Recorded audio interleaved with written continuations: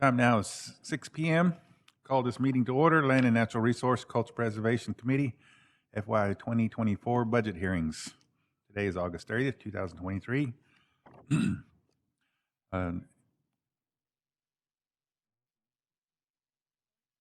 Indication, I'd like to ask Representative McHenry if you would offer that for us this evening. Most gracious Heavenly Father, Lord, we just praise your name, giving thanks, Father, for this life that you have blessed us with and the opportunity that we have, Father, today to come and conduct the business of our nation, Father. Father, we pray that your Spirit will be poured down upon us, Father, that you will lead us and guide us, Father, that we can come and we can work together, Father, to have a common end, Father. So, Lord, we just thank you for this time and ask that the decisions that be made will be blessed by you, Father. In Jesus' name we pray. Amen.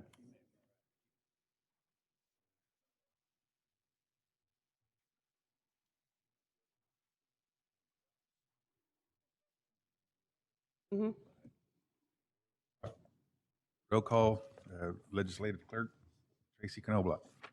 Joseph Hicks. Here. Charles McHenry. Here.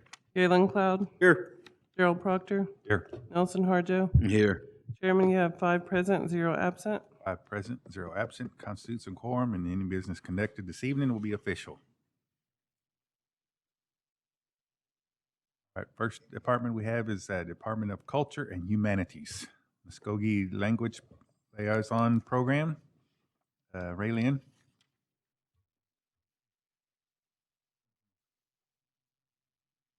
I'm gonna let Raylene do this, but I had to explain on the BF&J. Most of y'all will see that there's a 4% under Schedule A. What that is, that's 4% overall of their budget. Now, when they do their evaluation on employees, that means that they can receive up to 4%. Now, just go for instance, say Representative Harjo may got a 3%. Charles got a 4%, and Representative, I'll pick on Representative Hicks. Let's just say he outperformed, did everything, and he's eligible up to 5 with justification. But that's 4% overall of that department's budget. That during their evaluation, that's how it's going to be based on their performance, their attendance, their quality of work, and everything. So, if there's any questions on that,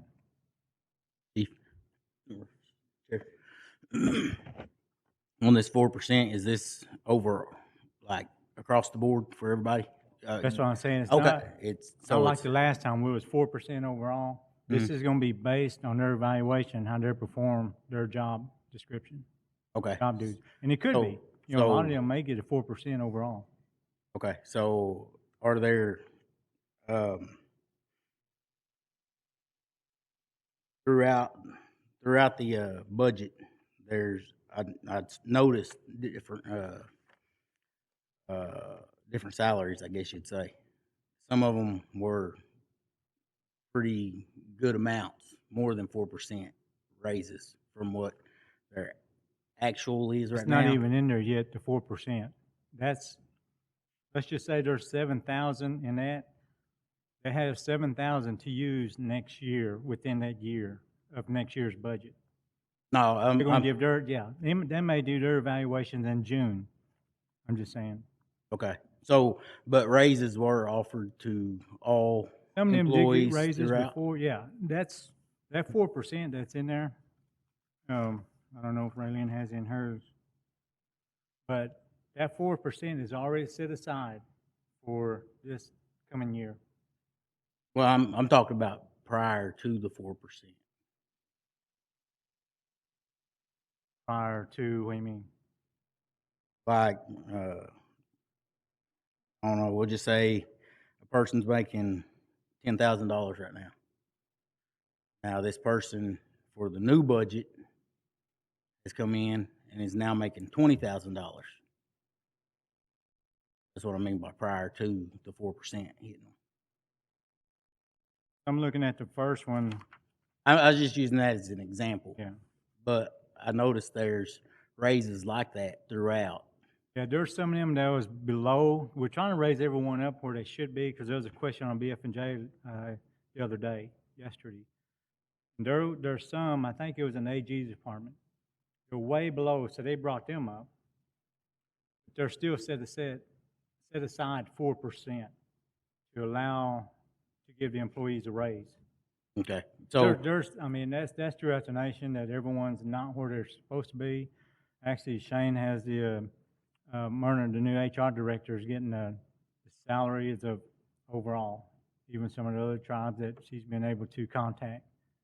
We're way below on our salary. oh yeah, We're just trying I to get them where agree. they should be. I agree with you on that.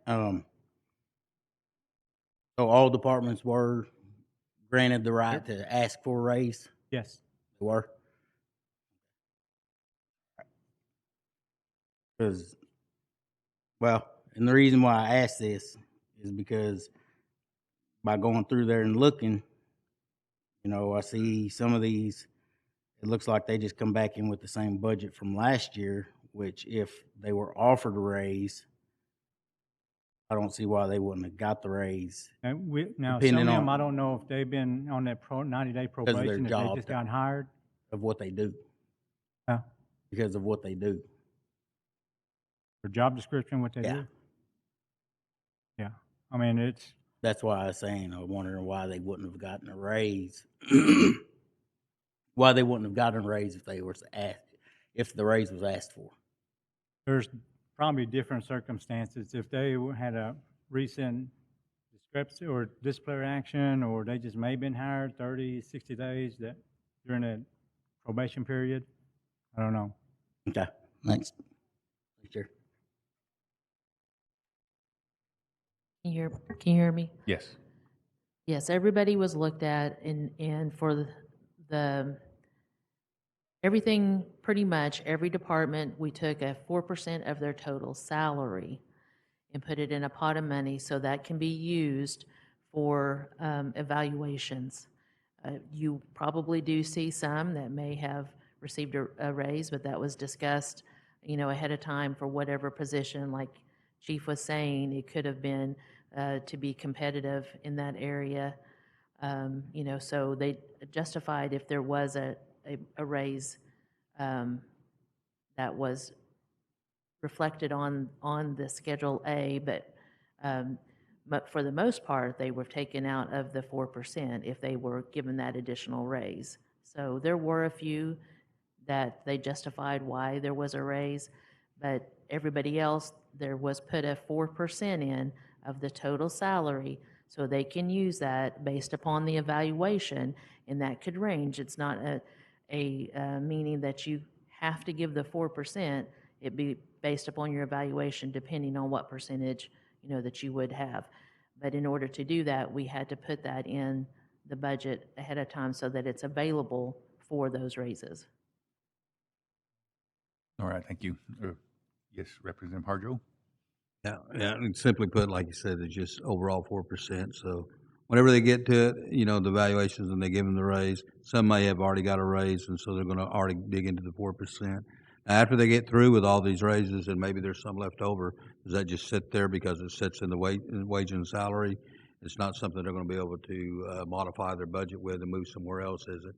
It's just going to sit there until it's either used up or it's still sitting there at the end of the year and maybe rolled over or something. Is that how that's going to work? Okay, thank you.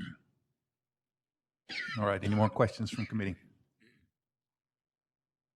Okay.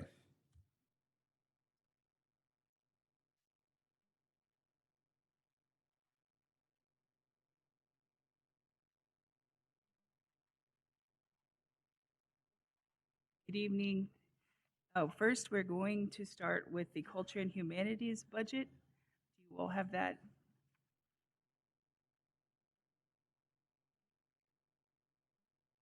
I don't see that on this book, but I have it in copy in front of me.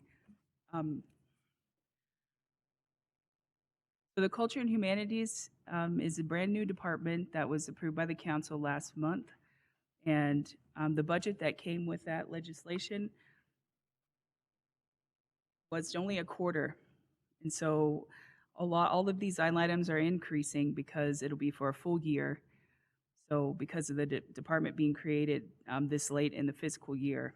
So there are 4 full-time positions in the department: secretary, deputy secretary, executive assistant, and administrative assistant. And there's also a part-time cultural advisor position added to the budget here. The travel has been increased to accommodate needs to go to visit homelands, and there's some proposed trips to the Okmulgee Indian Celebration, the Battle of Horseshoe Bend commemoration, and at-large events, different language fairs, intertribal council, things like that. We also have supplies that increased and equipment. Some of the other major changes were including an increase in contractual and also stipend honorariums. We hope to coordinate on start planning on an immersion school and working with community members, fluent speakers, but also a cultural center, doing some outreach there and contracting or helping to support meeting with the community and use some contractual funds there and honorariums and stipends for those folks who want to help be involved in the committee. We also have a legal services line item just in case there's any special kind of, there's talk about creating our own Muskogee dictionary or even changing title from the current Green Book to being completely Creek Nation. And there's some legal work to do that. We may have to hire our own attorney to do some of these things in the cultural realm. So those funds are there. And do you guys have any questions about this proposed budget? Any questions? Yes, go ahead. Really, are we adding 2 more crew members to the cemetery crew? Is that what that? That's in the historic and cultural preservation budget. Oh, okay, I'm sorry. Yeah, right now just the Department of Culture and Humanities, All right. which is, I guess technically should be called Secretary of Culture and Humanities Department. Any more questions? No more questions. Okay.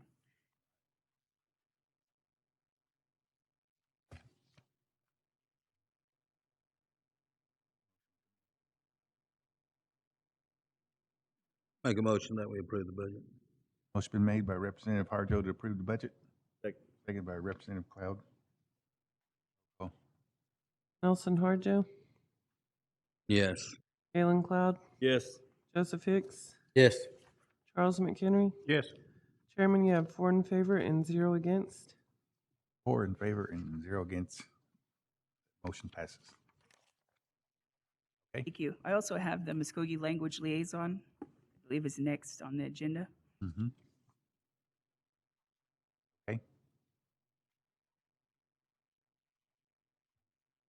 The Muskogee Language Liaison Program is also a new department that was passed in last month's council meeting. And so this also came with a budget that was only a quarter. And so majority of these line items have also increased to accommodate a full budget year next year. This program will have 6 full-time staff, a director, a manager, project coordinator, a language lead, a field specialist, and administrative assistant.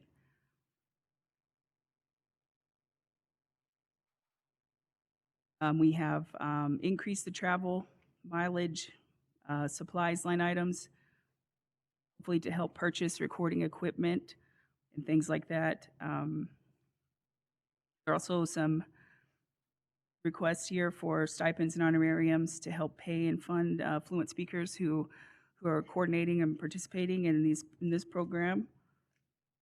Also a contractual line item. And also proposing a new vehicle for them to travel and to visit these fluent speakers in our community.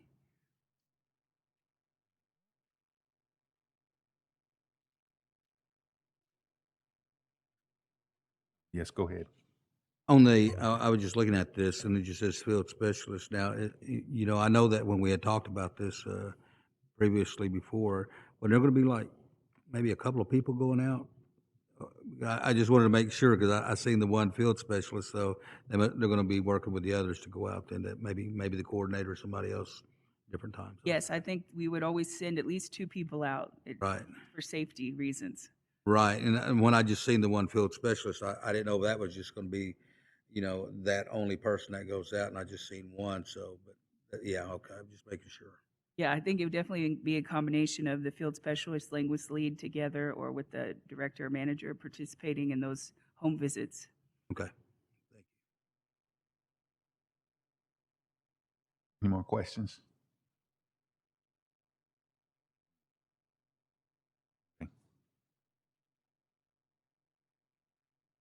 We also have 3 positions in this department being posted this week for hiring. So hope to have the full-time staff soon. So, Yes, go ahead. so basically, what we're doing is just supplying a whole new department. Yes. Look at that. So the first, these both 2 are currently empty. And so we're really starting from ground zero to get them in the cab for next year, but also use the funding that was approved in this last month of the fiscal year to hire them. Thank you, ma'am. Any more questions? Speaker, make a motion to approve this budget. Motion been made by Representative Harjo to approve the budget. Second by Representative McHenry. Roll call. Nelson Harjo, Yes. Galen Club, Yes. Joseph Hicks, Yes. Charles McHenry. Yes. Chairman, you have 4 in favor and 0 against. 4 in favor and 0 against. That motion passes. You. All right, thank you.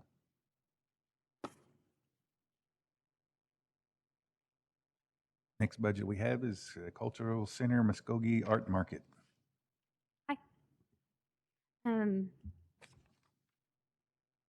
We're able to move some funds around because the council house is no longer under historic tax credit, so we don't have to pay it rent to One Fire. So we increased the travel.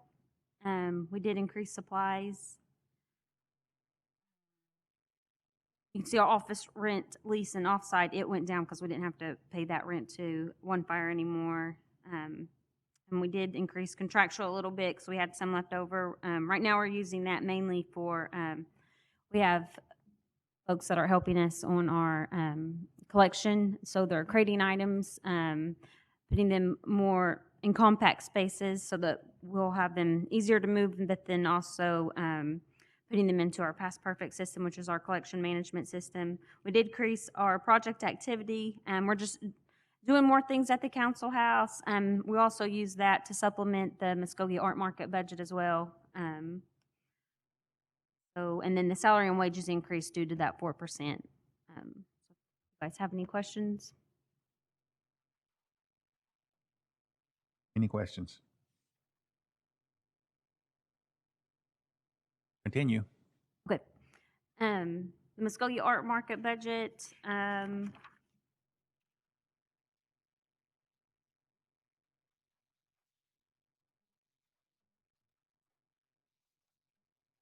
looking for it. I found it.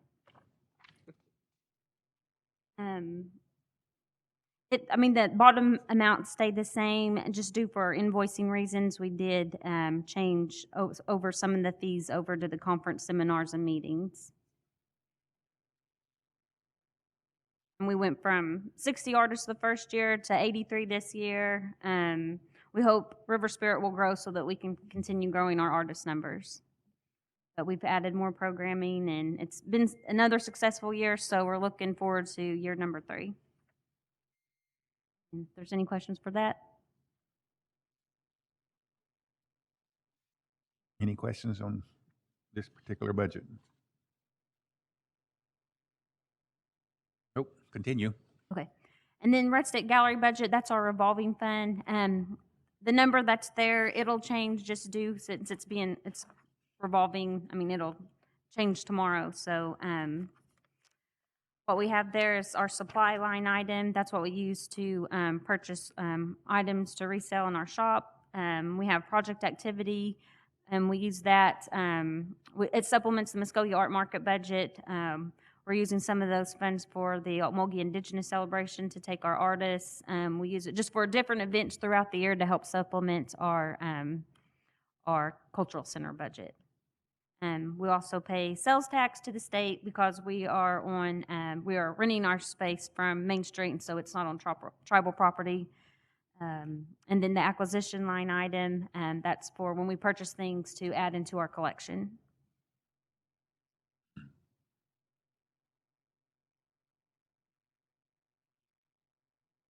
All right, any questions?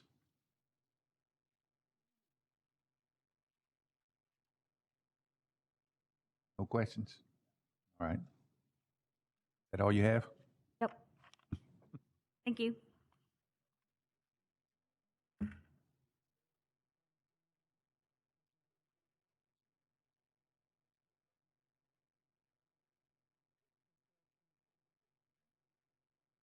Okay, we need a motion to approve. Chair, I make a motion to approve the Cultural Center and Muskogee Art Market.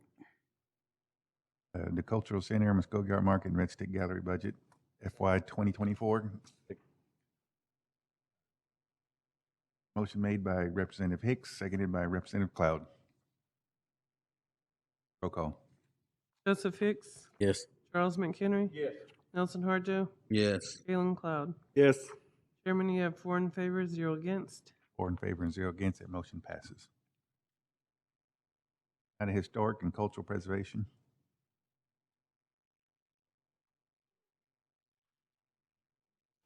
Thank you, Chairman. On this budget, we have an increase on several line items. The first is the salary. We are requesting to add 5 new positions to this department. 2 of those positions are to create a new NAGPR assistant and also a field technician. NAGPR assistant will assist him in Spain. He indicates that he could be retiring in the next 5 years, and so we really want to have somebody that can train under him and really learn the process. We also plan to rebury over 15,000 ancestors in the coming year, and we're going to need some help. So that's part of having an assistant added to the budget. The field technician would help assist with GPR surveys, archaeological surveys, and documenting cemeteries. So that's the hope is to help find someone technical who maybe can help with drone footage and things like that to assist in those type of situations. For our cemetery preservation program, we want to add 2 new cemetery crew positions. Right now, we have a 4-man crew, but we currently utilize the adult training program through education and training, and they help fund 2 additional positions for us this summer, and it's been tremendous help. We get through cemeteries quicker. We've completed more work than we ever have just with having 2 more people. We'd like to bring them on full time. And so that's why we're requesting to have 2 cemetery crew positions added to the budget. The final position is for our library and archives, a genealogist/historian, just to help with increasing demands there. As more citizens become enrolled, they're more interested in their genealogy and history. We get a lot more visitors over the last few years that require or are requesting this kind of assistance when they visit the library. So those are the positions we're going to add. We also, I'm currently in the manager of that program. We wanted to add to a title change to make it a director, and so that is also in the budget. Some of the other increases are for travel. We had went through $10,000 travel very quickly within the first half the year, so we have increased that. We've also increased our supplies line item and also our seminar conference line item. We have some money in there for when we do the reburial at Moundville, which is 10,000 ancestors. We'd like to provide a meal for everybody that's there. And so we kind of budgeted in about $3,000 to feed everybody who's going to be there to help us do that reburial. All the other things pretty much remain the same. We did add some contractual funds just to assist with possibly doing some more arts contracts for community centers.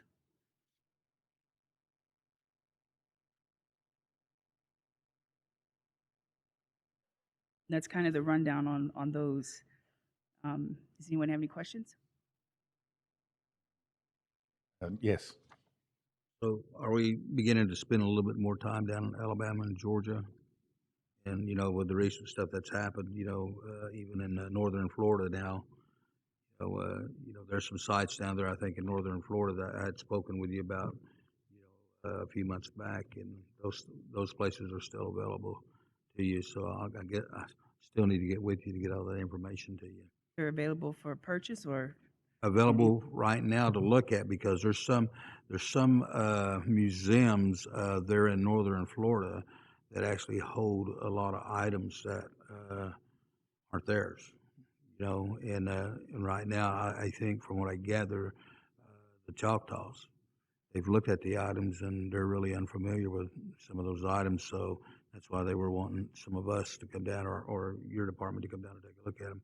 Well, I just wondered, if we're getting more boots on the ground down there, because, and if we do, then that trial will definitely probably end up even increasing from 35,000 on up, because.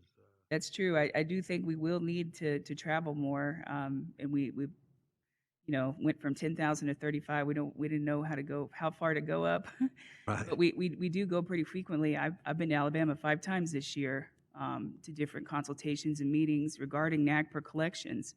So we will definitely look into any museums that you know about to ensure that we can work to repatriate those items. I have one more question, Chair. And the reason I ask some of this, because I know that, like in the state of Georgia, NAPRA, it's not really a good thing down there, because there's a lot of people confiscating a lot of things. So are we having to is our AG, or do we got a particular law group that's supporting you? Should we have to go to litigation with any of them down there? We are pretty active on the Hickory Ground legal team, and so we definitely use the current lawyer there to help in any kind of other situations regarding remains and protected sacred sites. And so she is somebody I think we could really rely on to help in any of those kind of issues.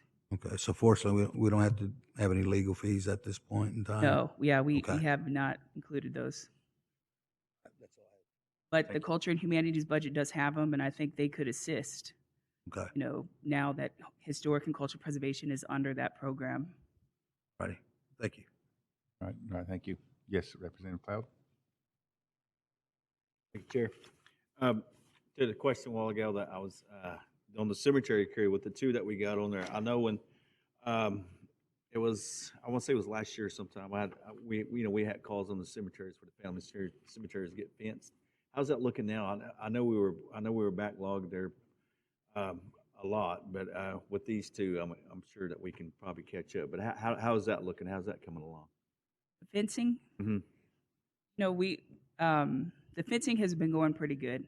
We have kind of talked to landowners a little bit about if really trying to prioritize fencing for those cemeteries that are being impacted by cattle or have encroachment or trespassing issues versus people who just want a fence because they want a fence, just so that we could better utilize all the materials to those that are most need.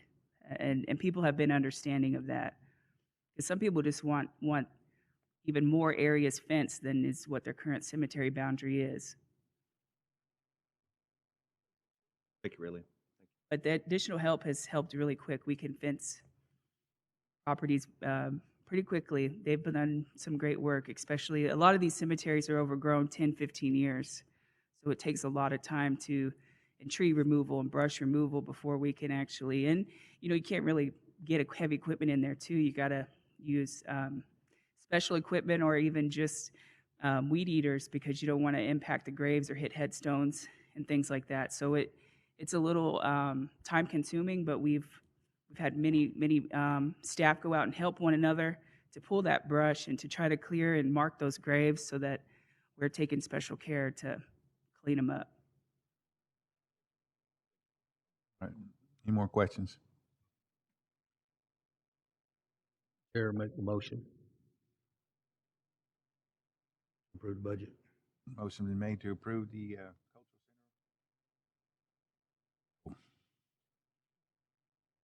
Historic and Cultural Preservation budget. Representative Harjo, seconded by Representative Hicks. Board. Roll call. Nelson Harjo, Yes. Galen McLeod, Yes. Joseph Hicks, Yes. Charles McHenry. Yes. Chairman, you have 4 in favor and 0 against. 4 in favor and 0 against. That motion passes. Before we move on to our next budgets, we have to go get our recorder because we're not recording on our online. So stand by 5 minutes. We have a big archery camp, which is hot. It's in July, but we had over 100 kids out there this year, even after a reschedule. So Billy does a great job. He's not able to be here tonight. He's in Arizona picking up his daughter. She's moving back home, but he wasn't able to be here. But I mean, he's really grown that thing. Matter of fact, one of the positions we have in the DA&R budget, which you guys approved last year, we're looking to fill is to help him a little bit. We have an ag, sort of a youth and outreach specialist. Our wildlife program, which we'll talk about here in a minute, does a ton of outreach to youth as well. It's just getting to be too much for just Billy to do by himself. So he gets a lot of programmatic support from the rest of the crew. You know, we pitch in and help, but really need someone else to kind of help him organize those events. It's a lot to put on one event, and he tries to put on at least one a quarter. He just had a stock show clinic for kids where he brought a bunch of new showmen in and paid basically a coach to come in and work with those kids for a day. So he's doing a lot. Really upped the amount of activities that we do post-COVID now that things are opening back up. And if you ask around, lots of ag programs throughout the state especially, but all throughout the United States are shrinking. Kids are not as enrolled in ag as they were, but yeah, I've been here 7 years now, and that program's gone from about 120 kids to 320 kids. So if Billy was an ag chapter, he'd be a 3-teacher program now by the state standard. So I mean, he does a fantastic job, but that's some of the changes you've seen in that budget. Okay. Questions? Yes, go ahead. Hey Trenton, where'd they hold that ag training at? That He old had training? He had this last one at the Okmulgee County barn here in Okmulgee. Our stock shows in Okfuskee County at the county barn is where he holds that at. We've got, through the ARPA funding, we got an appropriation last year. We haven't been able to do it yet because of the trust process. But once the trust process is approved, we have the funds set aside to build an ag youth barn. It's not as big as a county barn, like to hold shows and stuff, but our little clinics, they can go there and stuff. So we'll have a little bit of funding for that. Part of the issue for Billy, and it's not an issue for Billy, he's happy to do it, but you know, like most ag programs have like a school barn, kids bring their animals to you and you help clip them, feed them, give them recommendations. Well, Billy does that for every school in the reservation. So he drives all over the place and he borrows ag, well, you know, ag teachers are gracious to him. He borrows ag buildings a lot. And so he'll be, after they get through clipping goats, he'll be clipping goats till midnight or helping kids feed their pigs or, you know, you name it. So the purpose of that barn, even though it's a little bit smaller, is just so kids will have a place, if they can, to haul them here. We'll have lights and water, can help them wash, because, I mean, many of you guys know a lot of these kids have their livestock in remote areas, no water, no fans, they're muddy, you know, that's the best they can do. So you have to really wash them, really fine tune them before you can clean them and take them to the show. And Billy really prides himself, you know, even if a kid doesn't have the best animal in the ring, you know, that can't afford to spend $10,000 on a show steer, he really does a good job of making them look the best that they can. And so if we could have a place for him there, that'll be kind of where that takes place. But as far as the show, the clinic was in Okmulgee, there at the fairgrounds, and then the show is in Okfuskee County. And it's tight. I mean, we have hundreds of kids coming in every day and leaving the next day. You can't leave livestock overnight because so many kids coming in. All right, Mado. Thank you. Yes, go ahead. You know, I was just sitting here listening to you talk about all this, and I know this may not relate directly to the budget, but then again, it could later on. It would probably be feasible for us maybe to build a place so he wouldn't be go looking for a place. And my biggest question is, if something like that was to happen, if we would put on a show at one of our own places, would that even pull in other people? Because I know that would make a difference on what the kids would get if they end up selling, you know, if we don't have those other people there today. Was that something that could be possible? It is, and you know, I know everybody everybody would love more, you know. But that's one of those programs that I think stands kind of the test of time, and it continues to grow. It continues to be better, especially as the nation has continued to invest in ag overall. I mean, buying the ranch, building the meat plant. We sort of have this mechanism here where we can provide these kids jobs. You know, we can provide them a career. We can provide them something they're passionate about. We have a lot of citizens with land that's either kind of sitting fallow, or, you know, maybe they're kind of getting back around to, hey, we can do something with this property. So it all kind of ties together for me. I know that's sort of an indirect way to answer your question, but yes, simply to answer it, absolutely we could draw more kids. Right now, we have it in January. You know, it's freezing cold, and we still have more kids than we could fit in the barn. I mean, we'll be there till 2:00 in the morning on Friday night. And a lot of you elected officials come out there and show. Friday night's a big night. We do sheep and goats. We turn right around Saturday and start at 9 a.m. and we'll be there until late at night, Saturday night as well, showing hogs. And so we've had to trim. We've had to kind of change how we do that show. We changed the gilt show, which get really technical, but main reason we did that was for space. I mean, we're just running out of space to be able to have those kids. They come show out of their trailers, which is, it's okay, but it's not ideal for kids to have to come and show up out of their trailers. And so, yeah, I mean, if we were able to build a facility like that, I don't think we'd have any problem. We've talked about maybe doing like an all-Indian, sort of like the Tulsa State Fair almost, and just doing like an all-Indian state fair there, or you know, an all-Indian territory fair where we could do shooting sports, rodeo, because there is an Indian Finals youth rodeo that's goes on every year, and it's kind of a point system. Same for stock shows. A lot of those stock shows, you can earn points throughout the year and qualify for the big event. So yeah, we got lots of big ideas and stuff like that we would be able to implement. Career fairs kind of tie into that as well there on the ag side. But yeah, I think it's something that if we were able to invest in something like that, it would be wildly popular. We'd be able to even host outside shows, not just for us, but sort of as a revenue generator there. All right, any more questions? All right, next budget. The next budget is the only one that has some substantial changes here. So it's currently the country club budget. Last year, this past fiscal year, we had the country club. We started kind of rejuvenating it into sort of an eco park, nature park, walking trails, returning it back to native landscape. We have started putting some signage together with Muskogee names for all of the native plants that are on the site. Our staff's been doing a great job of getting herpetology surveys, vegetative surveys, sort of getting kind of our heads wrapped around what's out there. We've mowed. It's currently 1.1 miles. We've got a 1.1 mile walking track out there that we keep mowed for people to walk on. We're hoping to put some signage up, kind of identify some stuff. We've got some ponds we're going to stock and allow for fishing. We've been talking to the college about maybe using it for their natural resources programs. And the good thing about this is if the nation ever decides they're going to develop that, we're not building a ton of infrastructure out there. It's essentially going to be a green space, which, you know, there's a lot of data out there being good for mental health, good for the environment, and all that good stuff. Being able to do water quality stuff for the students at the college. Lots of cool stuff we can do out there. But what we're doing here with this budget is continuing that work, and as well sort of standing up our wildlife program. Jake, he's here, but he's been sort of the solo wildlife guy the entire time we started that program 2 years ago. And I mean, he's done an incredible job. It's a huge need, especially in light of McGirt. The state is really not helping at all with, you know, they can't. We don't want them to in a lot of cases, but even in the cases we do, in terms of like biologist help, they're just not able to do that. One big problem we have is we have one Jake, and we have citizens hunting all over the reservation. A lot of our citizens still don't know that they don't have to buy a hunting and fishing license to hunt on the reservation. They can use their citizenship card. We have our own check-in system where they can check it in and get a carcass ID tag. They can travel with it throughout the reservation, bring it to the plant. We can process it, take it to a taxidermist. And people just don't know. We just recently had a hunter safety course. We've been working with the Native American Fish and Wildlife Society to get our staff to where we can teach our own hunter safety course, so that it's good in all 50 states and several territories. So we're doing a lot. He does a lot of biological surveys. Matter of fact, when we leave here tonight, we're doing the last spotlight survey for whitetails at the ranch. He'll get out of here at 1 o'clock this morning. And he does them at Hannah. He provides all that data to citizens. Anytime somebody has a question, can I hunt here? Can I fish here? That's the wildlife program doing all that, all the permitting. So the lands that we manage that now citizens can hunt and fish on for free. All they have to do is sign the waiver and get the permit. Jake manages all that, puts in food plots, runs trail cameras, helps kids, helps folks, go out and access those properties, mows trails for them to walk on. He does all that kind of by himself. And the land that we manage for that has gone from about 600 acres that we first opened up, and it's close to 5,000 now that we open.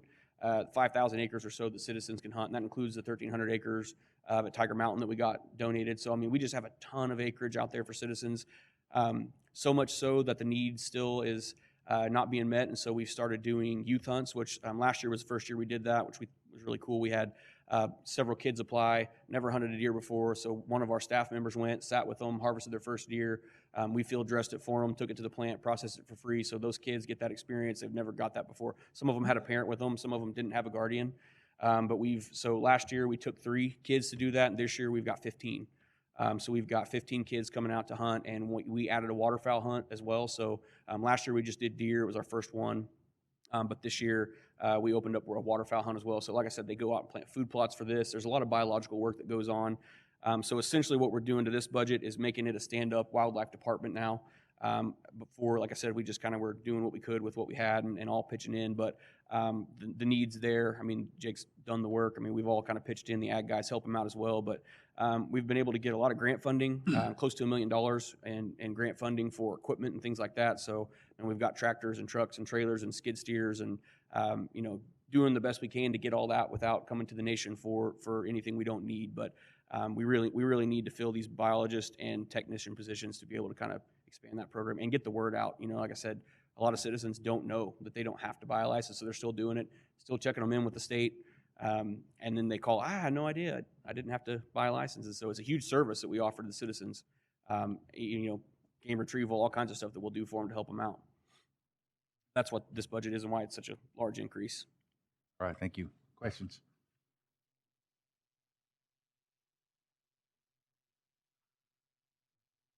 Chair, make a motion that we approve the Ag and Natural Resources 2024 budget. Motion been made by Representative Hicks to approve the Ag and Natural Resources budget and Ag Youth Wildlife Country Club budget, seconded by Representative Harjo, FY 2024. Roll call. Joseph Hicks, Yes. Charles McHenry, Yes. Nelson Harjo, Yes. Galen Cloud. Yes. Chairman, you have 4 in favor, 0 against. 4 in favor and 0 against. Budget has been approved.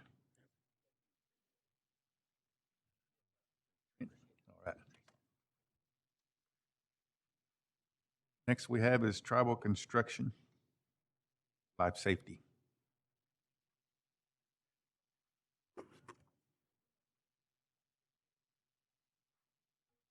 The tribal construction budget, if you look through that, it's not really changed a lot. The main changes that we had were probably in our salary and our fringe and software. And the software that we're using is our S-Beans cost estimating.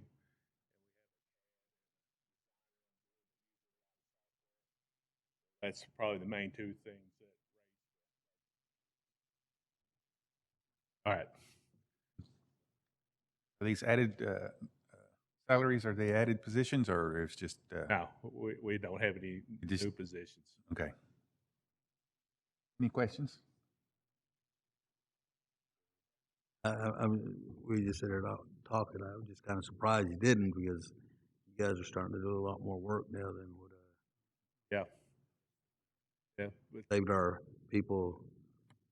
Well, you've allowed them to have a lot more money to do a lot of things with Right. churches and grounds and everywhere. I think that we had some legislation, Henry, on the ADA, which was going to meet some ramps and handicap things, and it's something we'll address down the line. Okay. All right. Thank you, sir. Any more questions? All right, next budget. If you don't care, I'd like to have Mr. Dan Hurd. He's our code official. Budget.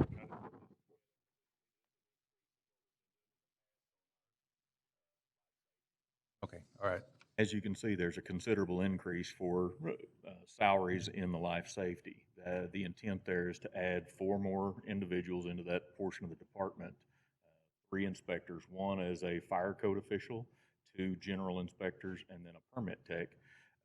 We intend to grow this department so that we can service not only the new projects that we've got coming here, as you're well aware of, our citizen service building. We'll also have, probably at the same time, a new courthouse that'll be going up.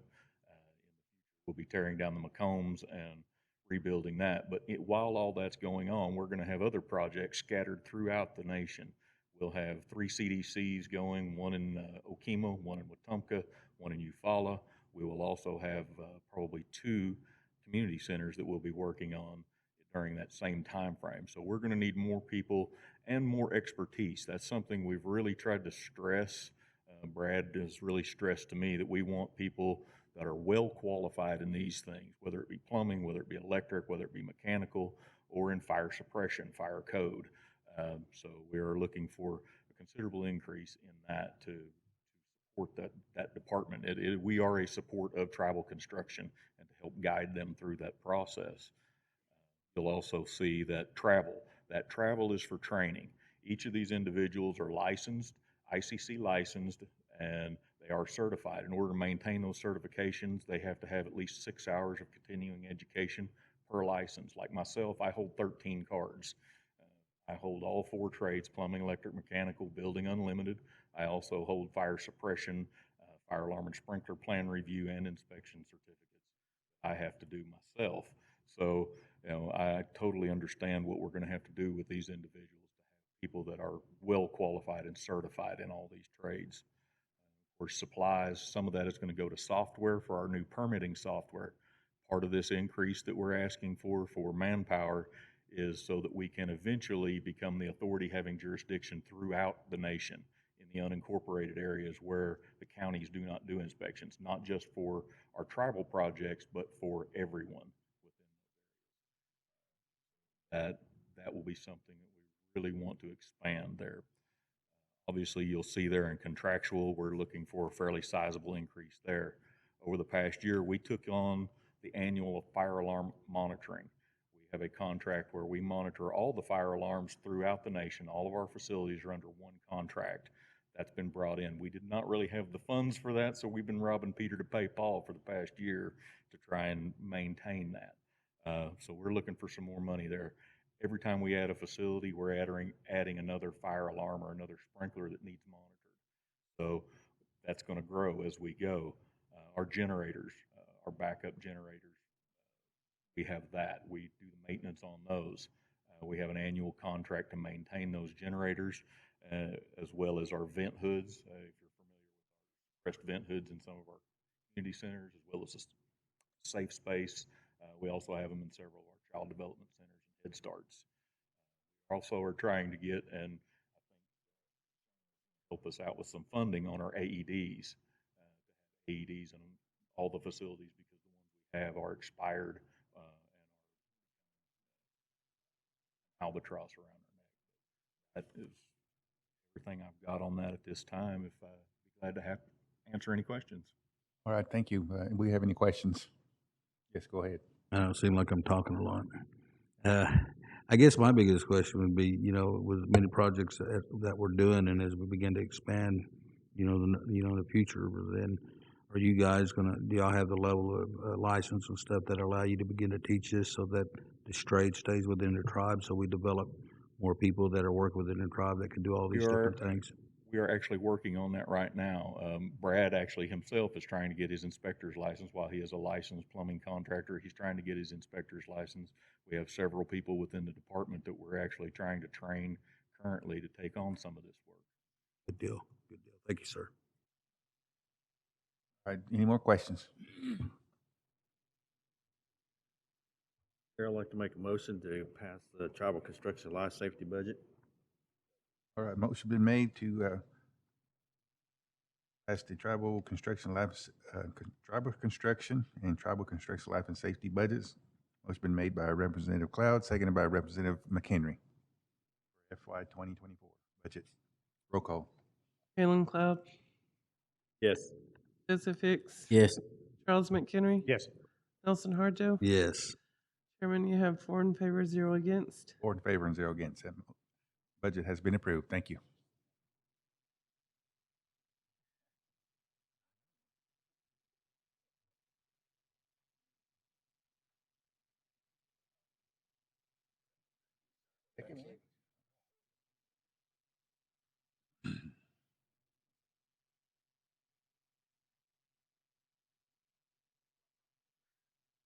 The next item we have is tribal driveways.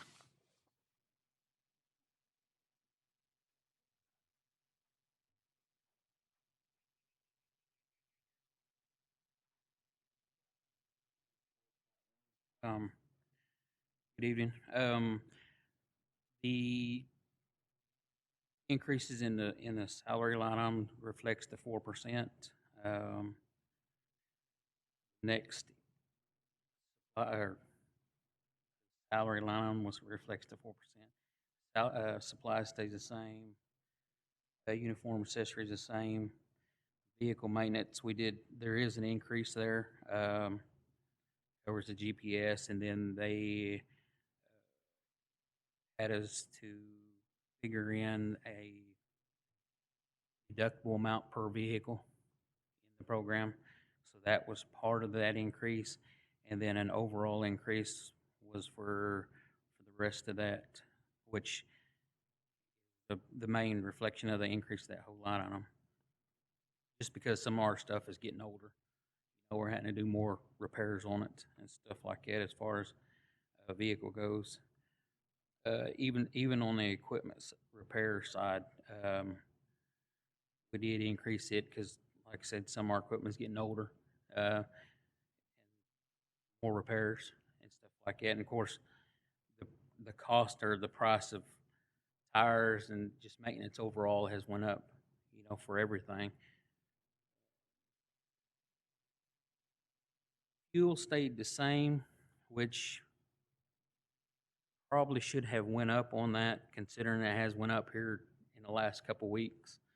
I know got a load of fuel today, which is like 1,800 gallons, is a little over $7,000. That's about every 2 weeks. So that one right there, like I said, I should have went up on that one. Equipment maintenance repair, like I said, that's the increase for that. It was increased due to the cost of everything going up and the more repairs and maintenance on the stuff. Land management, which covers our gravel and tin horns, we did go up on that some, just because we've had 2 of the quarries we purchased our rock from has went up. And actually, the third one's, from what we hear, is fixing to go up. So gravel's going to cost us more next year. Office phones basically the same, or went down. Communications, other communications, it did go up, but the amount we always had budget never was enough to cover the phones that we have within the program for the year. So we've always had to put money in there. So that was the reason for the increase there. We didn't necessarily add any more lines. We just needed the actual true amount to cover the phones for the year. Contractual, yes, we went up to, which it covers 1 contract labor, and the rest of it would cover cement driveways that are within the city limits of like Old Tulsa, or any city that requires a cement driveway, which is not very many. We always have a standing application list for the cement part, just because we don't get that much funding to do that many in a year, stuff like that. But we get them done as quick as we can. Then, of course, we did add a little bit in for equipment. That is to replace at least 1, possibly 2 of our equipment hauling trailers. Both of them's 20 to years old. So we're looking to try to replace them. Really, that's about it. As far as increases go. Okay, thank you. Questions?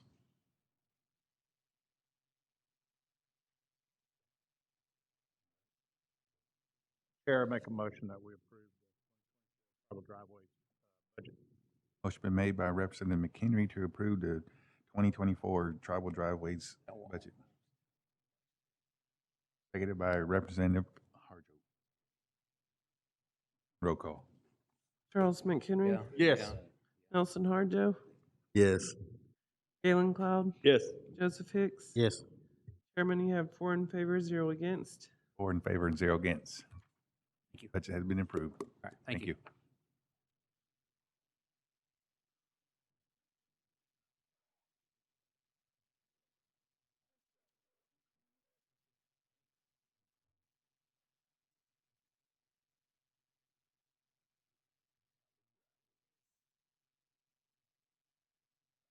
Okay, next we have is federal roads.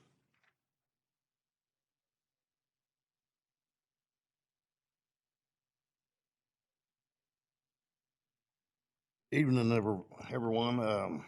Federal roads, I've got 3 budgets. We'll start out with a program income, 100% federally funded, not asking the tribe for anything. The money's already there. Any questions? Questions on this particular budget? No changes. Okay, next one you got.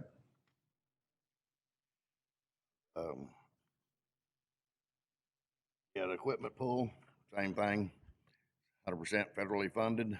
Money's already there. Not asking the tribe for anything, any money.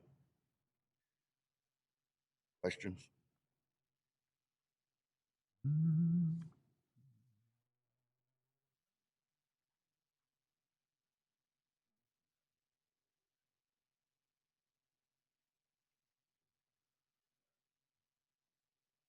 Any questions?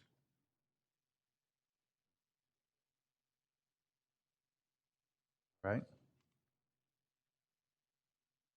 Next item you have? Road force, same thing, 100% federally funded, not asking the tribe for any extra. Money's already in place.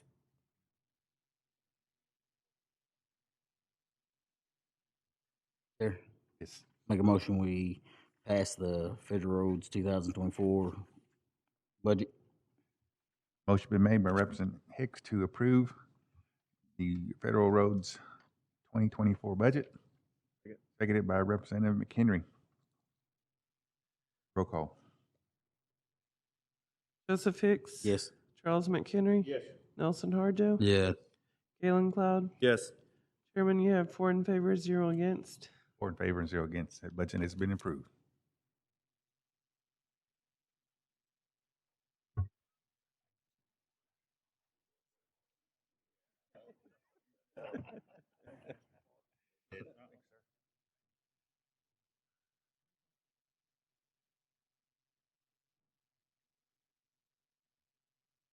All right, charter services.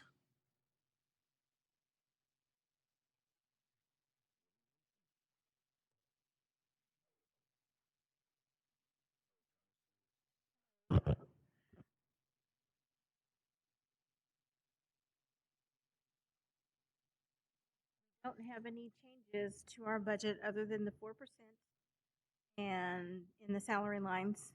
And we increased vehicle maintenance and repair $10,000 and the fuel costs by $10,000 because items changing environment in fuel economy and everything in relation to vehicles has gone up. So that's the majority of our costs are there in fuel and those types of things. So that's the only increase that you see. So it's not significant. Not asking for a lot. We have a total of 5 employees that we employ through our charter services program. We have the supervisor and 4 bus operator positions. We do have 2 vacancies currently. We had one retire from driving, and then we had an open vacancy already. So we're working to fill those positions, but it is hard to find qualified CDL Class A bus operators with with the air brake endorsement and passenger endorsement as well. So it's highly, I guess, there's a very big shortage right now on drivers across the nation. So not just within Muskogee Creek Nation, but across the nation in general. It's been a challenge to find qualified people. Okay, all right, thank you. Have any questions? Chair, just make a motion, we had passed the budget. All right. Motion been made by Representative Harjo to approve Charter Services Budget 2024, seconded by Representative McHenry. Roll call. Nelson Harjo, Yes. Galen Cloud, Yes. Joseph Hicks, Yes. Charles McHenry. Yes. Chairman, you have 4 in favor, 0 against. 4 in favor and 0 against. The budget has been approved. Thank you.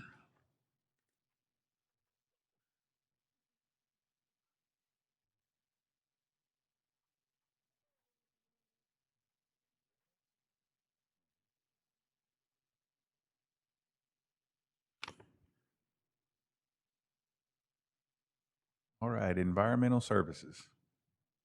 Good evening, council. Evening.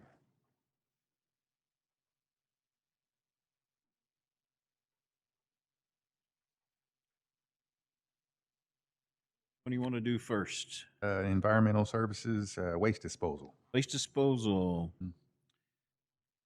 Basically stayed about the same. The only increase we have here is the little bit on the salary. Bump us up a little bit. But other than that, we stayed flat on everything else. However, on the fees, it's going to be close this year, whether we're going to be able to pay out or not. So you may see me one more time if I need some money to pay out. But that's due to the rising cost in some of the porta-john fees or the tipping fees that we have for the churches and ceremonial grounds and community centers. Being that it was so hot this year, man, sometimes we'd have to do extra cleanings on the porta-johns, like right the next day, because we built those in this last year, although we didn't know how hot it was going to be, but it's turned out to be extremely hot this summer. And so that's kind of our thing there. Vehicle maintenance was going to be up because of the truck that we use to deliver our roll-off boxes is 7 years old. It's a semi. We're due to get a grant this year. We're hoping we're going to get, and we did put in a new semi in that grant. So hopefully we'll get that. We should know sometime this next month, but if I don't get it, I may have to come back to you, probably for another truck maybe, but that's a 7-year-old vehicle, a couple 100,000 miles on it, 300,000 miles on it, so it may be something that we have to look at down the road. So, but other than that, and like I say, if we don't pay out, trust me, I'll be back to see if we can get some more money, but I appreciate what we get, though, and the service that we're able to offer to our citizens. So we certainly appreciate that. Okay, any questions over the waste disposal? I have one question. Does this have to go with the waste disposals about the porta-johns? Will that be fine for this coming year, or is that something that you just kind of want to anticipate and see, or do we want to be proactive? Yeah, we'd like to see an increase in that. It's going to be close whether we pay out this year on this year's budget, but on next year's budget, we'd talked about putting an increase there, but it's always good to have that in there. So, yeah, we'd like to have an increase on that if at all possible. But I didn't want to rock the boat too much. Right. You know. So, but I mean, would it hinder? Would it hinder when it comes time for that to happen, or is that something that when you bring it back, time frame? yeah, what they'll usually do is they'll let me have a 30-day window to pay that. So I'd have to get to the LNC committee again to get back on the full council approval. So that's kind of where I'm at. I've only had to do that one time, but I was about $18,000 short one year. It's gonna be close this year. Chief? And, you know, not only the ceremonial gowns, we had a lot of requests for funerals. So that's why I was asking James earlier if we need to increase it. There's a lot of churches that need them outside because they only got one restroom, and James always kind of went out and helped do that. Okay. Thank you, Chief. Go ahead. Representative Cloud, go ahead. Sir. Thank you, Chair. Mr. Williams, I just want to say thank you for this summer. I know you received a lot of calls from me with the ceremonial grounds that needed the porta-johns, and some grounds are a little bit bigger than others, and some of the grounds that did request, you know, maybe 7, 8, you know, and you guys can just haul just so much. But you guys went and picked it up and took them out there. So I really appreciate that. And I know we talked about the fuel costs and just the wear and tear. So the increase, you know, it's something that is needed for your department. So anyway, we can get that for you. Okay, thank you. Thank you, Representative Cloud. I think we can do what normally do, just wait to 6 months, see where we're at, and ask for supplemental. Okay. That's fine. All right. That'll work. Thank you, Chief. Thank you, Council. Any more questions on waste disposal? All right, next budget. Okay. Our refuge and recovery.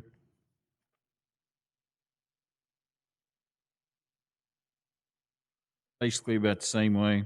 We put a little increase in the salary, and I think everything else we left flat. Supplies, vehicle maintenance, fuel about the same. The only thing that helped us out this year was on the building maintenance. We usually bill that in because you never know what's going to happen in our shop buildings, whether something's going to go out or the door's going to go bad on one of those big tall doors. So we leave that money in there. So we were just able to move it here just this last week or so because we didn't see the need for it. So we were able to put that other places. So that worked out good. You know, so, but other than that, that's we stayed about the same in that.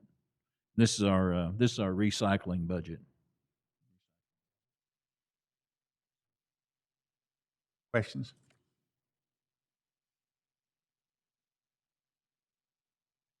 All right, continue on. Next one is motor vehicle.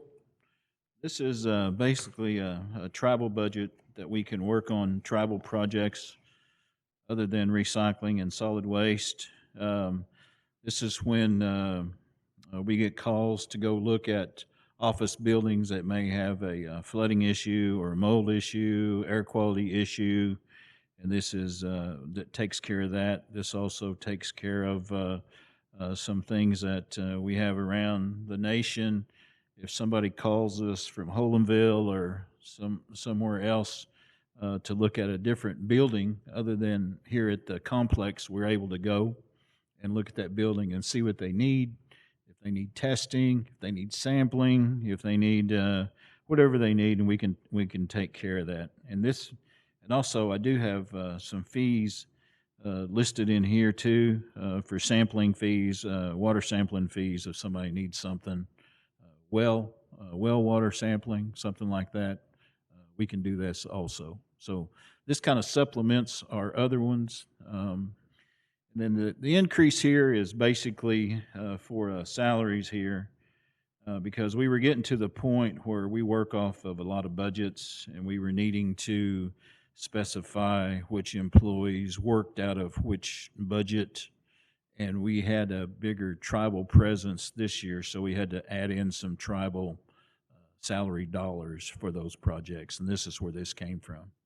So that's why the increase, and that way we can pay them a certain percentage out of that, the different specialists.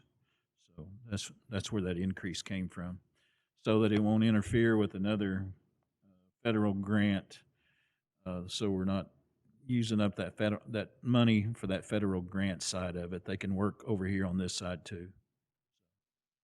That's where we're at there. That's when the larger increase right there. Okay, all right, thank you. Questions?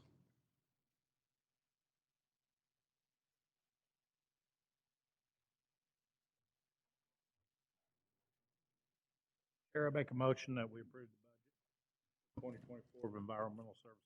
All right, motion been made by Representative McHenry to approve the environmental services budget for 2024, the waste disposal, refuse recovery, and motor vehicle.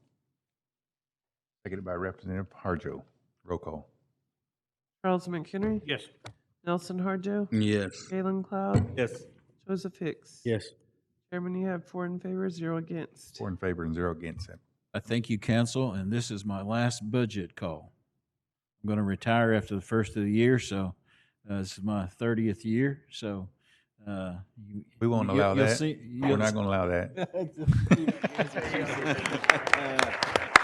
Thought we was going to get another 30 out of you.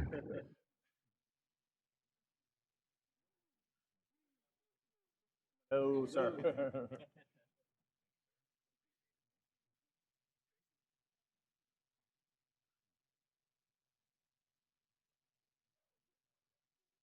All right, Jill Special.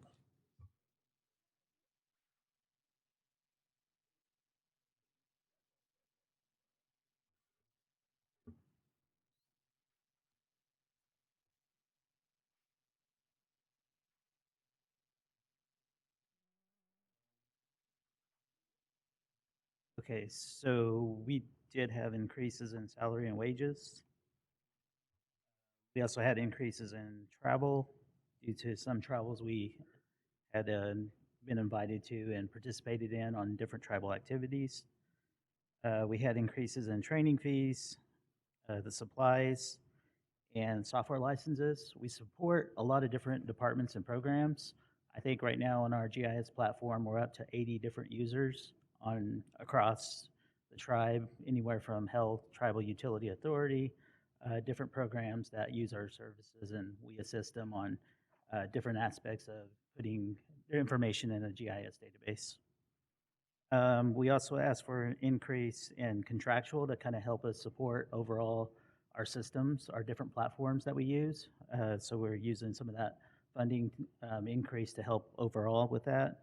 And lastly, the vehicle addition was kind of a last minute addition. We got funded through a grant in the second quarter of this year.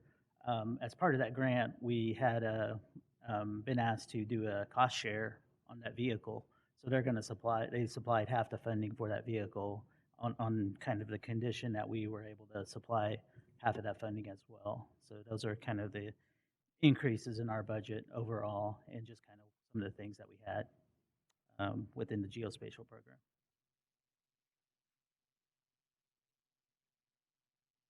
Questions? Sure. Yes. Make a motion that we approve the 2024 geospatial budget. Motion been made by Representative Hicks to approve the 2024 geospatial budget. Seconded by Representative Cloud. Roll call. Joseph Hicks. Yes. Charles McHenry. Yes. Nelson Harjo. Yes. Galen Cloud. Chairman, you have 4 in favor, 0 against. 4 in favor and 0 against. The budget has been approved.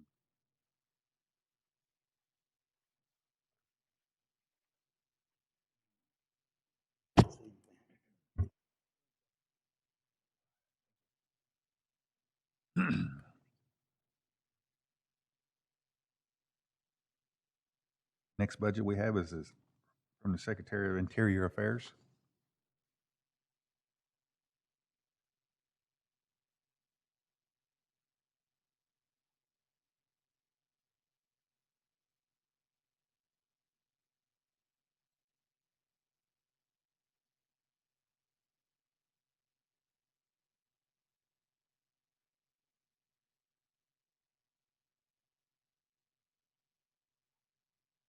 Evening.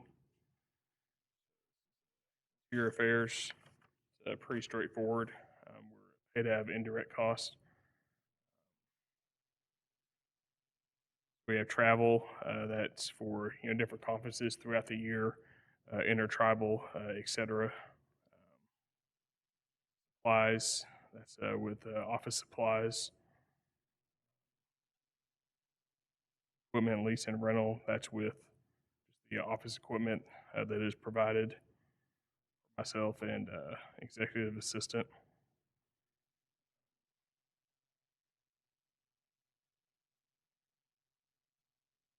But fees, that's with for membership to organizations to benefit the nation.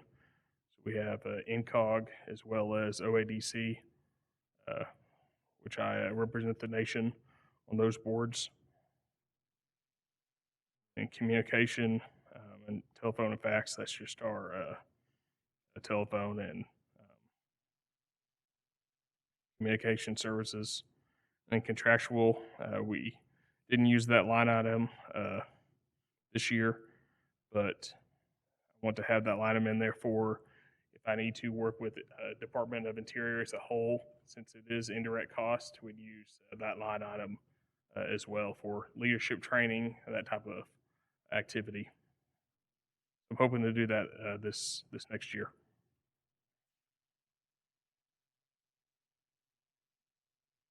Okay. All right, questions from committee? I just got one. Okay, go ahead. Is the Schedule A right, or is the justification page right on salaries? Because on the justification page it says $145,031, and then on the Schedule A it says $164,000.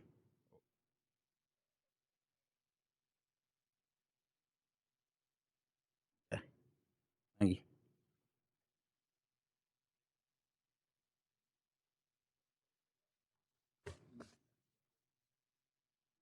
Okay, any more questions?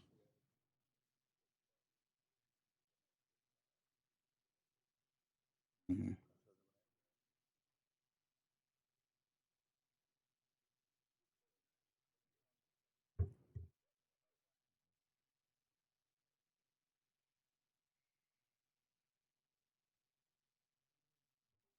Questions? Wait, one more question. Okay, go ahead. And I'm just wondering, because I know it says on there from and to, but this proposed is way over.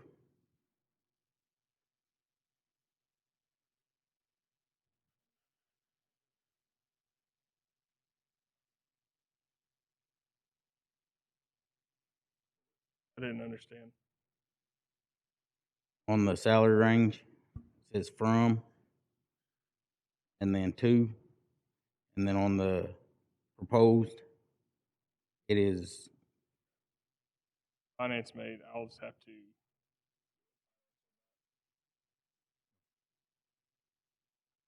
They can revise that and provide that to you.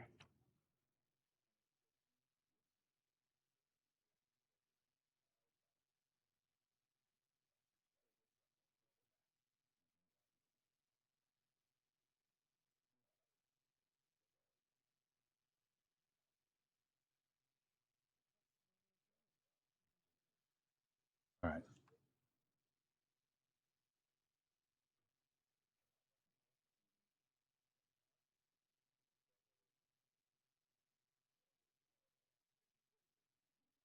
So is that gonna have to be reclassified, Patricia? On what? The grade, the range on the grade, is that what you're looking at? Yeah. Yes, we'll change that grade. Okay, thank you. And that is determined, I think, by chief, so that salary range just didn't get changed on that. Okay, I was just checking. Thank you. Thank you, Chair.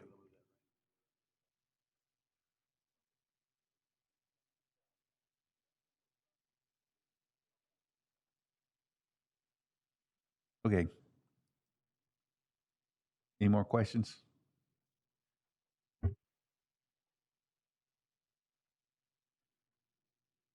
Chair, I make a motion that we approve the budget. Motion been made by Representative Harjo to approve the Secretary of Interior Affairs budget for 2024.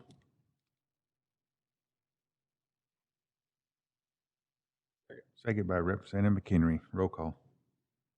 Nelson Harjo, Yes. Galen Cloud, Yes. Joseph Hicks, Yes. Charles McHenry. Yes.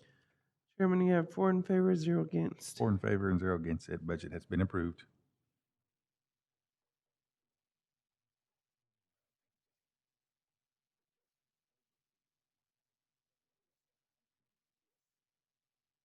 Okay, oil and gas.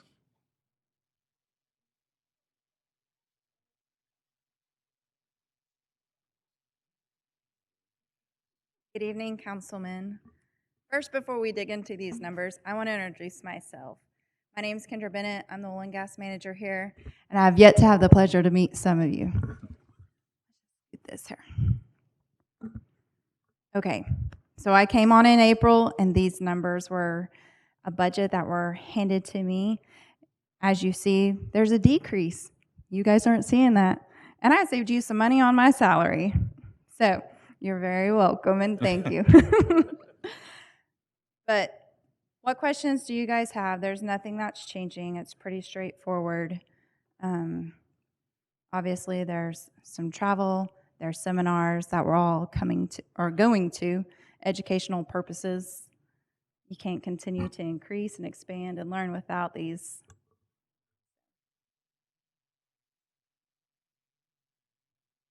Any questions? Chair, Go ahead. make a motion that we pass the oil and gas budget for 2024. Motion been made by Representative Hicks to approve the oil and gas budget of 2024. Seconded by Representative Harjo. Roll call. Joseph Hicks, Yes. Charles McHenry, Yes. Nelson Harjo, Yes. Galen Cloud. Yes. Chairman, you have 4 in favor, 0 against. 4 in favor and 0 against. That budget has been approved.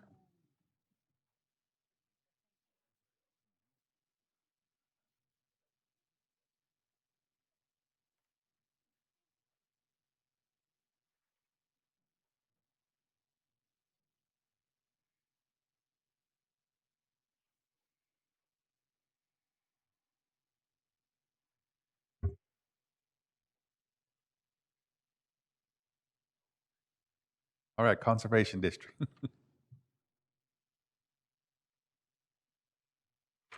Good evening. Good evening.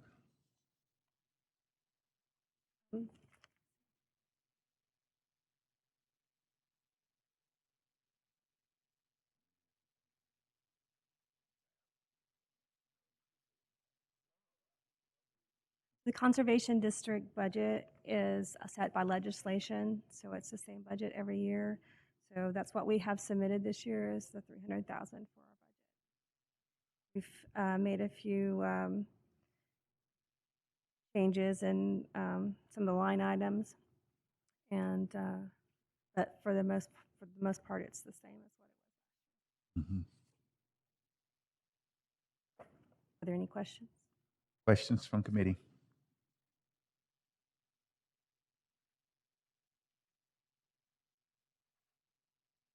No questions. Chair, I make a motion that we approve the Conservation District. Motion been made by Representative McHenry to approve Conservation District 2024. Seconded by Representative Harjo. Roll call. Charles McHenry, Yes. Nelson Harjo, Yes. Galen Cloud, Yes. Joseph Hicks. Yes. Chairman, you have 4 in favor and 0 against. 4 in favor and 0 against. That motion, or the budget has been approved. Thank you.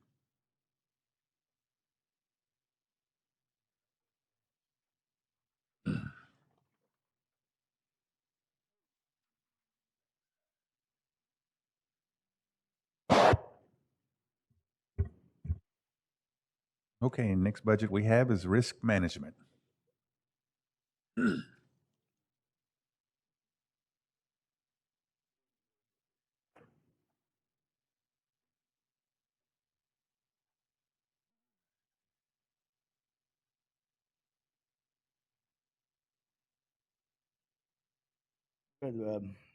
Only thing I've got on here for an increase is that 4% that we've added to the budget, except for on the contractuals, and I don't know why it went up 5,284.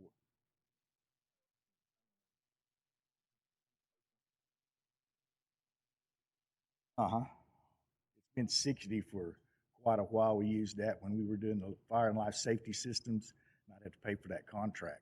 It's never been taken out of that when it got turned over to tribal construction. But I do have uses for it if we have some damages to our buildings and stuff, and I've got to get with the deductible that we have of $250,000, I've got to get somebody to come out and do an adjustment on it. I might have to hire a company out to come out and do it, you know, and below the deductible. We can't call the insurance company down to give us estimates on $80,000 or $100,000 or $120,000 worth of damages when our deductible's $250. So we might have to get a hold of somebody to come down and do the appraisal instead of call the insurance company. That's the only thing I would be using that for. Increase, I don't know why. Other than that, it's 4%. Okay. Any questions?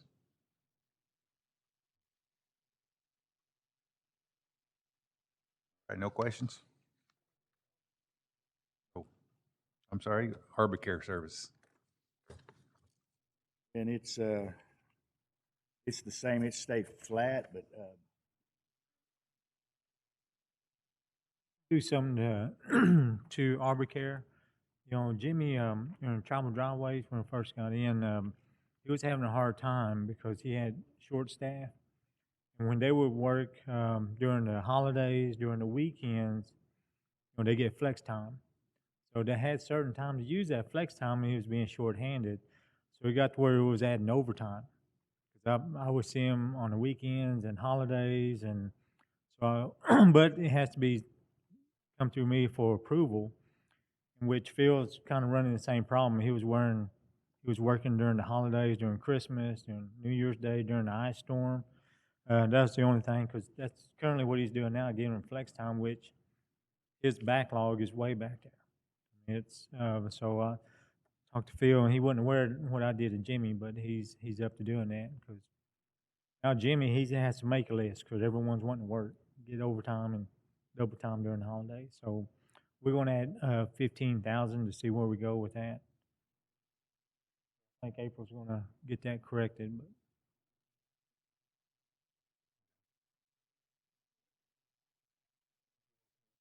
Harbor Care.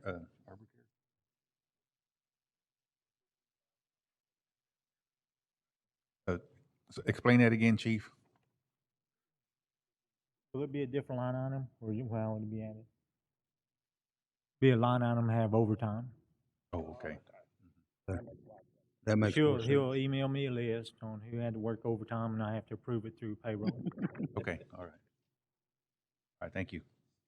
Yes, go ahead. Would you like the new numbers for that? Yes, please. That's going to change their total budget to $1,546,062. 1546062. Okay.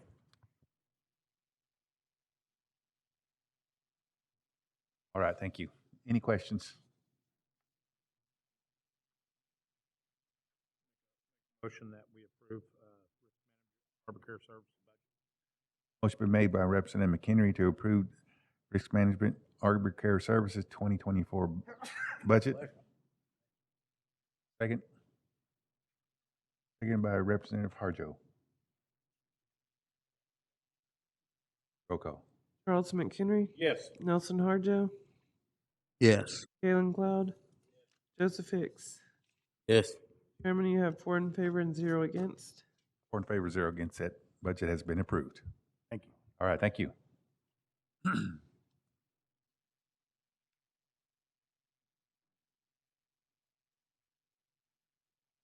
Oh, sir.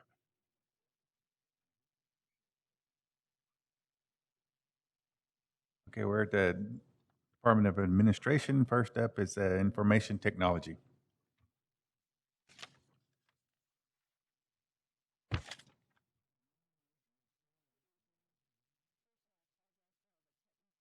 difficulties we've had today and yesterday, and I do have a full staff here working on them right now. So we hope to have them all cleaned up by tomorrow. I'm going to start with my indirect budget, and we did have an increase. I'd like to add 4 staff for next year. Based on the 418 new employees that were brought in FY23, that also impacts us on a service level. It impacts us on a communications level, and it impacts us on supplies and software.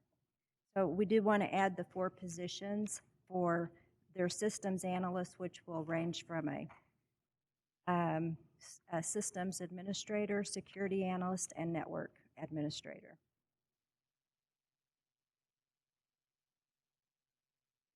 On the travel, we did increase it by $5,000 due to adding the additional staffing and to try to promote more travel this year for security conferences. Our initiatives this year are cybersecurity initiatives and training. The training budget stayed the same, and the initiative last year was to implement more training for my staff, and that was contingent upon them having training before they could receive their 4% increases. With this initiative, we were able to procure 17 certificates across my department. The conference fees will stay the same this year, and we did add a membership fee, and that was for our information security membership that gives us access to free webinars and discounts on travel and conferences. Our supplies line will increase. Anytime we have an increase of 418 new employees, that's going to affect our supplies line, whether that be access points, cabling, all the supplies and hardware that is needed to bring a new program in or add more people. We kind of consider per employee, you just calculate around $500 for a new employee. That's allocating a switch, the network cabling, and the services. The software license did increase, and it will probably continue to increase. When we add like I said, over 400 employees per year, your license has to increase by bulk. You can't add it 1 or 2. It will have to increase by 500 or 750. And when we're doing that with our Microsoft Office licensing, that's a significant increase on your enterprise agreements. And we are switching out our firewall this year, which is Firepower, and we're moving it to Fortinet. And we're also replacing Sophos, which is our antivirus, with CrowdStrike, which seems to be one of the Fortune 500 companies that has more of an IDS leading edge in technology. Our phone lines will stay the same. Our communications will increase based on all of the programs that we're currently displacing right now into new buildings. We have to add new circuits for networks. We can't, once we get off this ring, our cost for networking goes up. And our contractual is just for additional resources based on project-specific tasks. And it stays the same also. Anyone have any questions on this budget? All right, any questions from committee?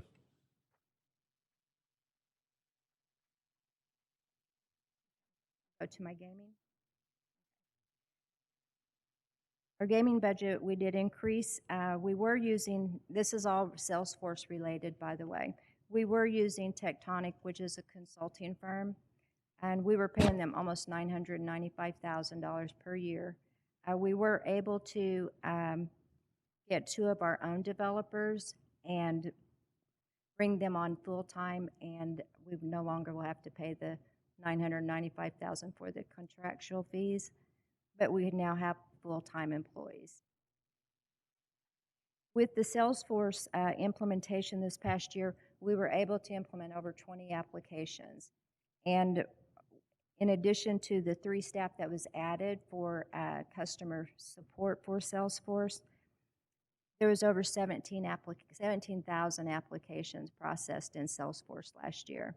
So that helps to minimize the turnaround time get the payments out faster to our citizens, and we're there to support them from the cradle to the grave, so to say. They can call in. We can actually do the application online for them, remote in, and with the whole entire application process. And the 3 million, which is the Salesforce, it's a subscription-based SaaS application. I think we all know how expensive SaaS application solutions are. It is our yearly fee, and it does include all of the modules that go with Salesforce, which is the Alchemy, the single sign-on, the Melissa data, so we continue to have accurate data.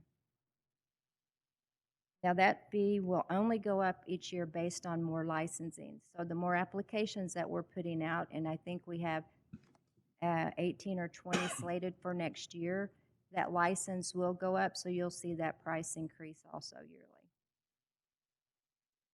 The contractual, we're just going to keep it there. It didn't change. We're just going to keep it in the event that we have to add any more resources to this project. The communications line didn't change, and this is used to pay all of the internet fees for all of the community centers. And our equipment line did stay the same. We don't have too much hardware that's end of life, and I'm just keeping that there in the event that we have some unexpected growth again this year.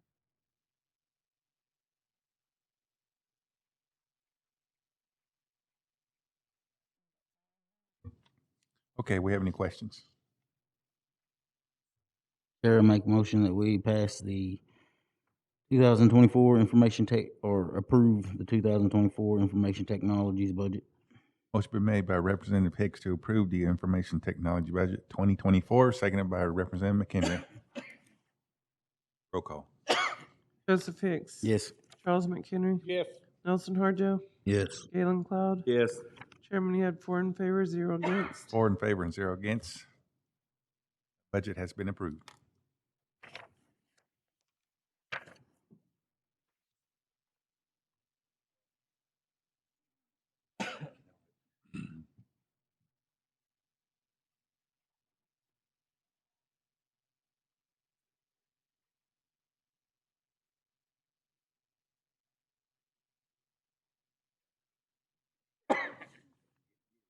All right, fleet management.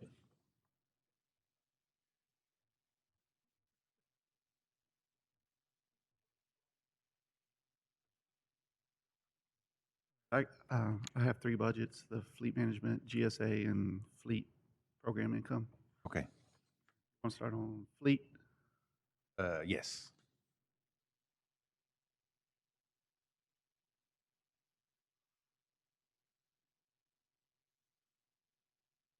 Our salary and wages went up because we're adding a new position. We're adding a director. We have grown in the last year with new employees. When we add this director, it would help run the program with with the manager, so we can continue to grow and our fringe is going up due to the new positions and the increases.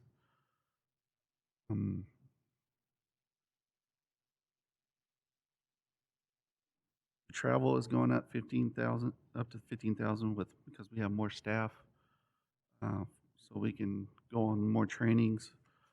We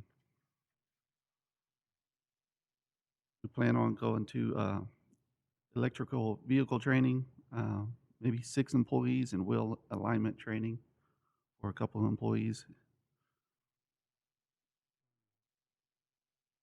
Supplies went up due to the rising cost of supplies. And we plan on purchasing 4 computers for some of the techs because they're using Surface Pros, and some of them are not working with our software that we use. We've been having issues with that from time to time. Uniforms went up to $2,000 for shirts and accessories for the fleet staff. Vehicle maintenance repair went up due to price increases as well. The amount of GSA lease vehicles went down because we only have one GSA lease vehicle now. The telephone fax went down because we lost one phone.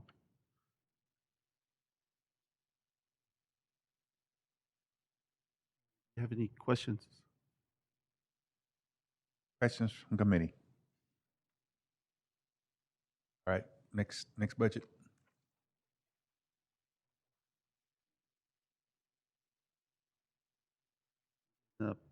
The fleet management program income, there was no changes on that.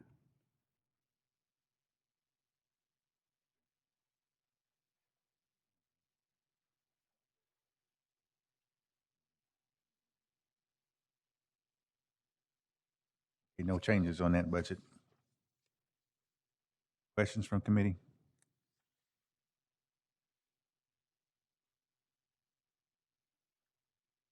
No questions. Chair, make a motion to approve the 2024 fleet management budget and You have- GSA. Okay. Is that the only budget you had, or you had one more? I got one more. Oh, sorry about Oh, that. That's my my bad. fault. Go ahead. On the GSA budget, salary and wages went up. We plan on adding one more position.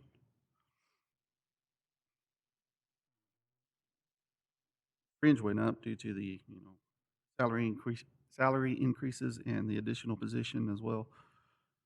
Supplies increased the supplies due to the cost. Uniforms, t-shirts and accessories for the staff.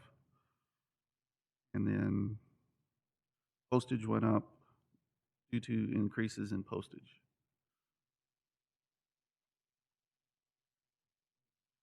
We also increased the travel due to the increase in staff in the past year and a few on some trainings. There's a Melcom conference in Atlantic City, so a couple of employees can go, and then a management control tribal assets.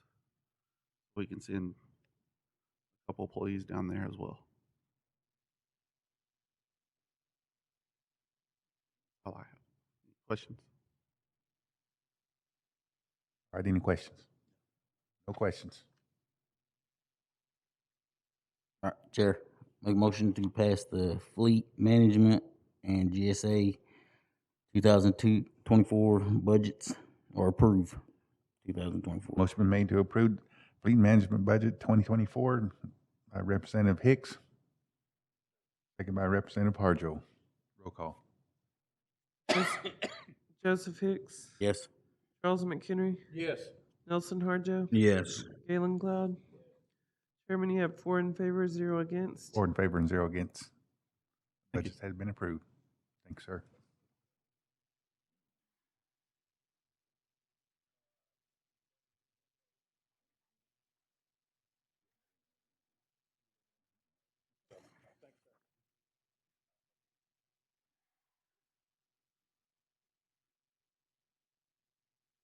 All right, facilities. How many do you have? One? For the Muskogee BIA, I have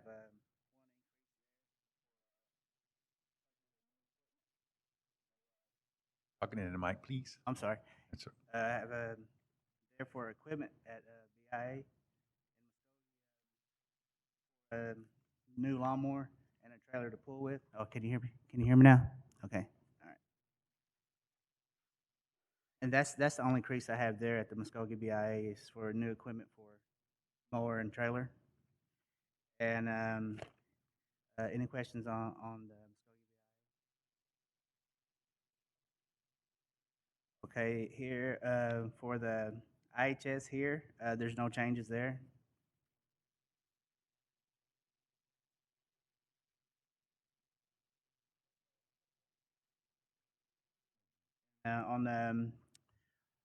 On to the next one, capital improvements, there's no changes on the capital improvements.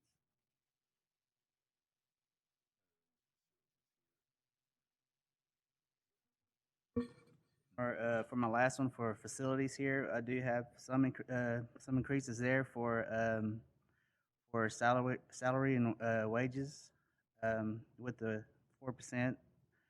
I did have 3 guys take classes for certificates to spray and everything, and they did pass that, so they will receive increases with this.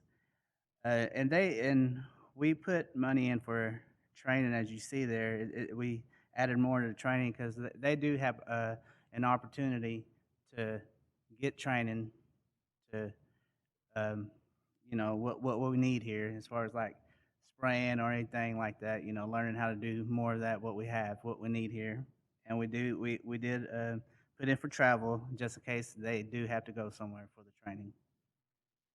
And with the increases in supplies, because we have an additional maybe 5 or 6 buildings that we have to pay for utilities. That's going up. Supplies, like I said, and we increased our building maintenance for any repairs that we have to do there. Fuel purchases, because we do travel to as far as Holdenville to Muskogee, sometimes Tulsa, because we do have to we do have to cut grass there, and we for ground maintenance here and anywhere we have to go.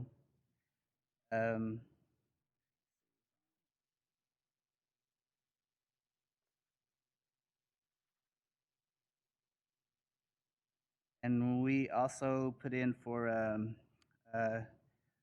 equipment, because we do need equipment for as much as we mow. It is a lot of wear and tear, and there's a lot of maintenance that we have to do to it. Is there any questions?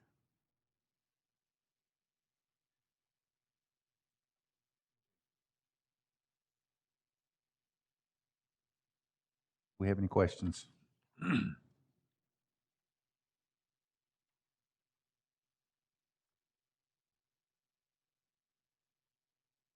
No questions?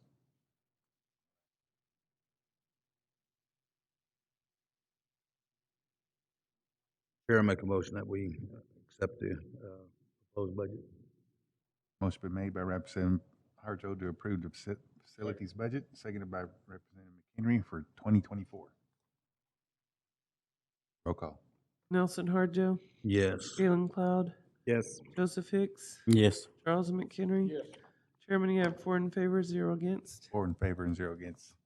Budgets have been approved.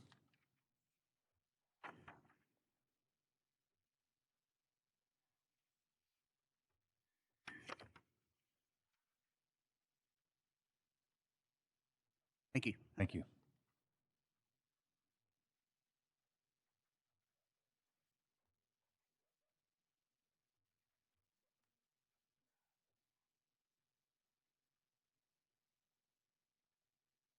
Department of Housing, we have housing program income. Last one. Should have started with that one.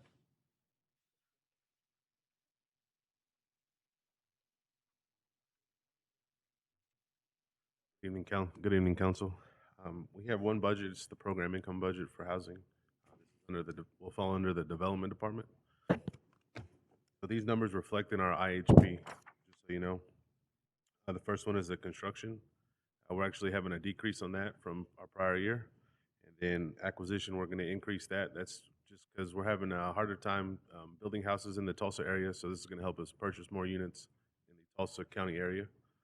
The other one was for land costs. This is also a decrease, but we're focusing just purchasing like 10 acres for our next project that we plan on building maybe within the next 2 years. And then we added another funding line, which is our A&E. It's for architectural and engineering, something that we haven't had in the past that we felt that we have a need for. It will kind of help us plan our projects and make sure we're taking the right steps when we build these projects, that we have an actually engineer on hand to help us plan and develop these developments. That's pretty much the budget mod that we have for housing. Okay. Questions? Questions for? Yes, Sure. go ahead. No, that architectural engineer, is he the one that goes out there and just actually just checks out our structures and makes sure that? So what that'll be is like, we'll put a proposal out for a group of engineers, and then we'll finally get preferably a native-owned engineering firm, and then they'll help us develop like specs related to whether we're going to build like new floor plans, geotechnical testing, soil testing, anything that's within the property that we're going to build on, to make sure that it's like fundamental to build and there's no lead or any kind of poisoning. We're not going to contaminate the water. Anything that has to do with in the engineering of not just the building but the property itself. So when it comes to like building floor plans, the civil work plans, that'll be included with them. They'll help design the roads and everything like that. Okay, thank you, sir. All right, thank you. Any more questions? All right, no questions.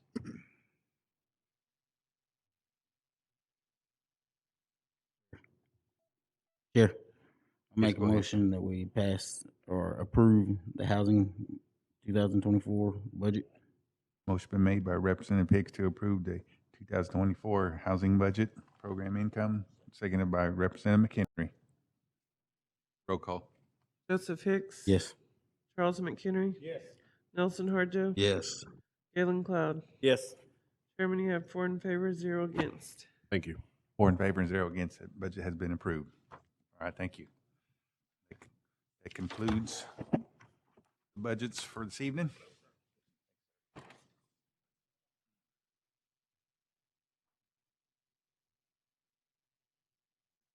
Items.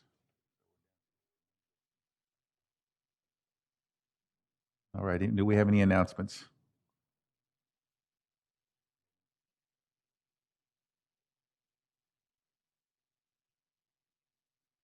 We have BF&J budget hearing tomorrow at 2 o'clock. All right, down to our benediction. Adjournment, and I'd like to ask Representative Harjo to offer that, serves as our adjournment. Father God, we're just so thankful that, we have this opportunity to sit down and just, hear our different programs that have come to present their budgets. And Father, we've made decisions on these budgets, and Lord, we just ask that you allow these departments to prosper and that it'll be for your glory and for our people, Lord. And Father, we just ask that as everyone is leaving here, that you keep them safe as they travel back to their homes. And again, just continue to watch over us and, through the other budgets that are coming, Lord, we just ask that you would just be with them so the good decisions can be made, so that, again, that we can begin to progress and continue to move on for our people. We thank you, Lord, for all these things. In your precious name we do pray. Amen.